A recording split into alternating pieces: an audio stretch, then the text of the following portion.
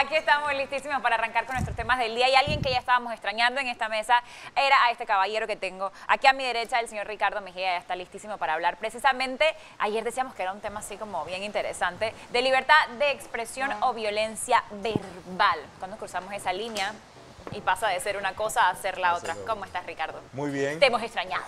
Yo igual siempre extraño acá el espacio de Ají. Sobre todo porque es un espacio, y tengo que resaltarlo, un espacio realmente educativo. Bueno. No tenemos tantas oportunidades en la televisión de recibir tanta educación y Ají desde que empieza hasta que terminas educación. Exactamente. Precisamente hoy vamos a aprender un poquito más. Para empezar, ¿cómo podemos distinguir o qué es más bien libertad de expresión y qué es violencia verbal? Mira, yo pienso que tenemos que definir primero lo que es libertad. Exacto. Sí, por lo general hablamos de libertad y algunas personas utilizan inclusive el concepto mal utilizado de libertinaje. Eso de libertinaje no existe. Es libertad. La libertad está basada en dos elementos básicos. Los derechos, el que tú puedas ejercer completa y absolutamente todos tus derechos. Sin ofender. Claro. Y la otra parte de la libertad es la no agresión. Claro. Okay. O sea, tiene su elemento de responsabilidad. O sea, ejerzo todos mis derechos, mi derecho a la vida, mi derecho a la intimidad, mi derecho a la salud, a la educación, todos esos derechos. Yo tengo esa capacidad de poder tenerlos en mi vida, pero también ejerzo la no agresión hacia otros seres humanos. Eso es lo que es realmente libertad. Ok, ahí tenemos que estar bien claros. Parece que estamos en un momento mediático donde estas grandes diferencias hay que resaltarlas y hay que ponerles sus límites, porque hay muchas personas confundidas, muchas personas que ahora obviamente en nuestras redes sociales son el maximizador de nuestra voz, nuestros votos. El pueblo realmente tiene más posición a nivel porque puede llegar a opinar más sin tener que hacer estas grandes protestas y obviamente puede ejercer más su derecho a voto. Sin embargo, y a su expresión, a expresarse que necesita.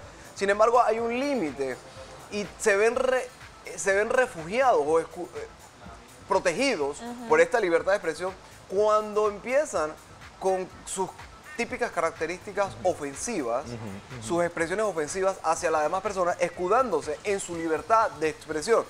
Hace muy poco, te pongo varios ejemplos rápidos. Uno personal, un periódico de la ciudad publica una foto mía con mi novia y hay un chico que empieza a escribir en esta publicación varias ofensas hacia mí, hacia mi novia. Cuando me meto en su Instagram dice, digo lo que quiero, me expreso con libertad.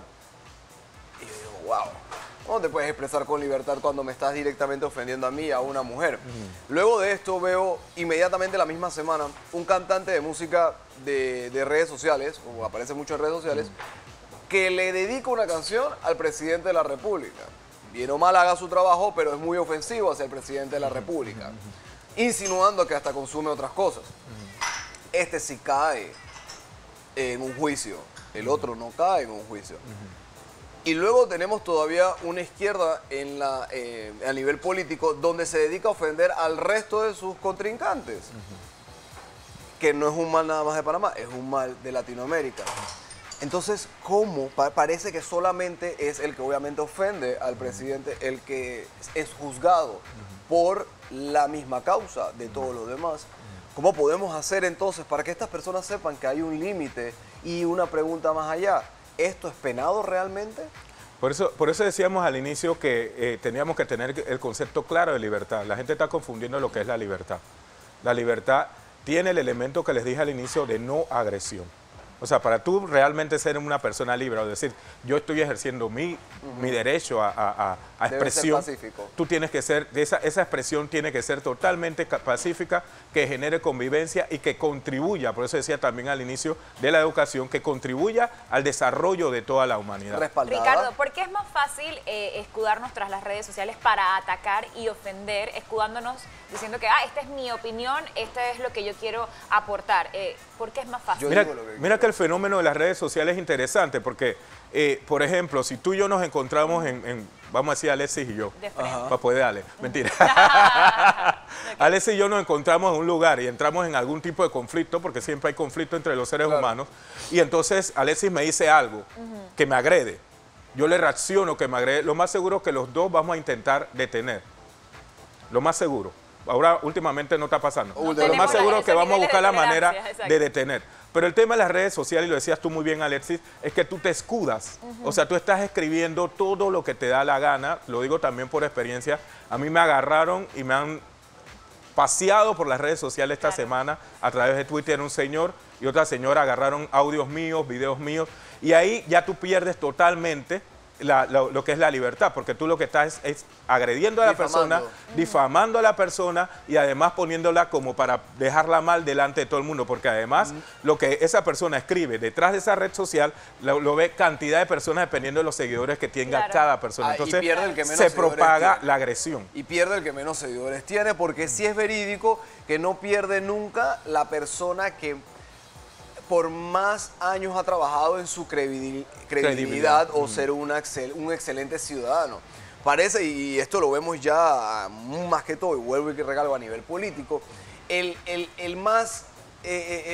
que más genera controversia es el que más tiene la razón, en teoría. Eso es lamentable. Porque es el que más seguidores tiene en Twitter o en Facebook. Entonces, es bastante lamentable esta situación en la cual estamos viviendo actualmente en general. Hay un dicho que lo escuché en algún momento: no ataques a la persona, ataca el argumento. ¿Qué te quiero decir con esto? Ataca el argumento de la persona, respaldado con tus propias bases. Con tus bases. ¿Por qué no estoy de acuerdo? Y yo creo que eso se trata un poquito más de la libertad de expresión. Porque la libertad de expresión, tú puedes no estar de acuerdo con lo que yo pienso, con mis ideales, pero explícame por qué no estás de acuerdo. No agredas a mi persona porque no me consideras un buen ser humano. Considera mi argumento que no es bueno. Entonces tienes que atacar es el argumento. Pero ¿cómo vamos a...? Pero mira que me quedo analizando lo que dice Alexis y mira qué complejo es. ¿Cómo esperas que gente que de repente no tiene un alto nivel de educación, porque pienso que eso es súper importante? Algunas tienen educación Algunas formal tienen hasta mucha- maestrías y maestrías doctorados. y todo, y es horrible. Pero ¿cómo esperas que alguien que de repente, Que es bueno, lo peor. pienso, quizás no tenga ciertos niveles de educación, va a comprender y a refutar tu argumento? Porque en redes sociales yo siento que, por supuesto que se puede dar con personas que ya tengan más estudios, que tengan maestrías, pero yo siento que hay mucha gente irresponsable e inconsciente que realmente no está informada, que no sabe de qué está hablando y que simplemente emite juicios, y ahí es donde realmente se van a las ofensas, porque no tienen realmente cómo argumentar sobre un tema u otro. Perdóname. Yo estaba en la escuela antes. Para eso eran los concursos de oratoria. Tú Así podías es, manejar tus así es. sentimientos porque no tenías que el que se molestaba perdía directamente, entraba el profesor. Y yo creo que es lo que tú has dicho, es una cuestión de bases educativas aquí en Panamá. Se ha perdido mucho O de este respeto, tema. o de valores respeto. también. No, yo digo que el tema de las redes sociales hay que prestarle atención. Y de hecho aquí en Panamá ya hay algunas regulaciones en cuanto al uso de tu imagen, el uso de tu audio. Y tenemos que también comprender que el lenguaje es una herramienta. Y como herramienta, como tal, puede ser utilizada para el bien como para el mal.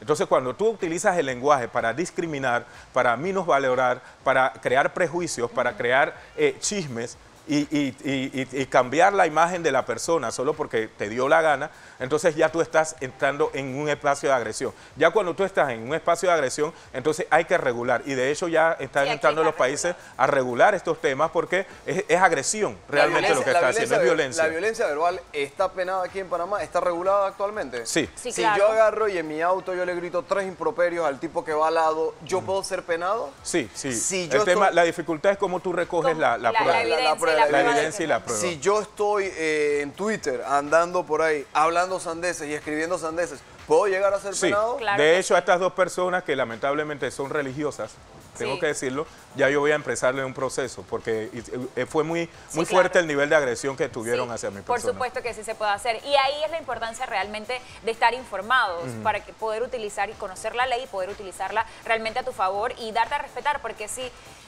Antes usaba mucho la palabra de que había mucho libertinaje, pero ya me corriges, y es que sin duda alguna hay, ¿cómo decirlo?, demasiada violencia verbal en las redes sociales, porque creemos que tenemos ese derecho por sobre los demás. Yo pienso que también va la falta de valores cuando no comprendemos, como bien decía Alexis, las ideas de los demás. Lo que hacemos es menospreciarlo, tirarlo hacia abajo, en vez de pensar, ¿sabes qué? Somos seres iguales y estamos al mismo nivel, somos igualitos y tenemos que respetarnos. Entonces también pienso que es pérdida de valores. En algún momento es un poquito complejo como lo acabas de decir, porque en algún momento vamos a estar tú y yo de desacuerdo en alguna idea que tú Pero tengas no por eso te voy a ofender. a tu persona, ni tampoco pues a tu argumento. Ni voy a utilizar pero sí- mecanismos para tergiversar, Para difamarte, para para dañar tu difamarte. imagen. Todo eso es violencia. Para para desmeritar el argumento. Así Sin es. embargo, en algún momento se va a ver menospreciado tu argumento, porque obviamente voy a está tratar bien, el para eso son los argumento. debates. O sea, lo que hay que estar claro aquí es que tú tienes diferencias con las personas, pero tú atacas el argumento, no atacas a la persona. Vuelvo al inicio, dos elementos. Para que sea realmente, hablemos de libertad,